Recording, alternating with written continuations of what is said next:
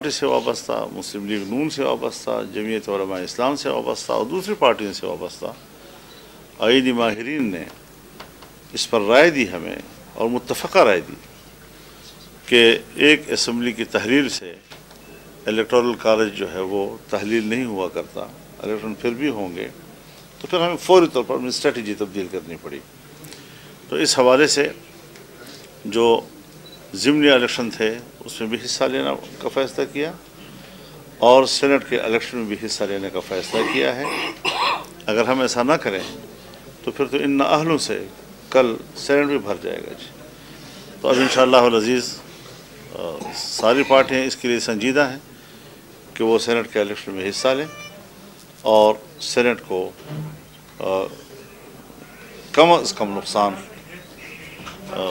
پہنچ جائے، زیادہ سے زیادہ نقصان سے محفوظ رکھیں ان سے۔ آپ کیا سمجھتے ہیں مولانا صاحب کہ ان حالات میں کہ جب آپ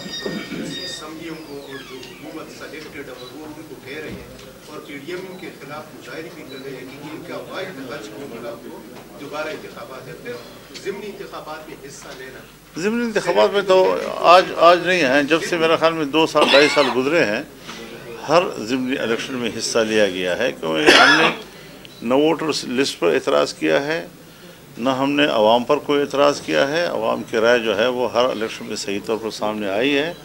لیکن عام انتخابات میں جو رائے قوم کی تبدیل کی گئی ہے اس پر احتجاج ہم کر رہے ہیں۔ لہٰذا نہ الیکشن پر اصولی طور پر ہمارا انکار ہے، لیکن یہ کہ حصہ لینا مفید ہے یا نہ لینا مفید ہے، یہ ایک سیاسی ضرورت کے تحت ہوتا ہے۔ اصولی طور پر ہمیں 25 جولائی 2018 کے الیکشن پر اعتراض ہے، اس کے نتائج پہ اعتراض ہے کہ نتائج بالکل تبدیل کر دیے گئے ہیں، اقلیت کو اکثریت میں تبدیل کیا گیا ہے، اور جس کو حق حکمرانی حاصل نہیں تھا اسی کو حق حکمرانی کیوں دیا گیا ہے۔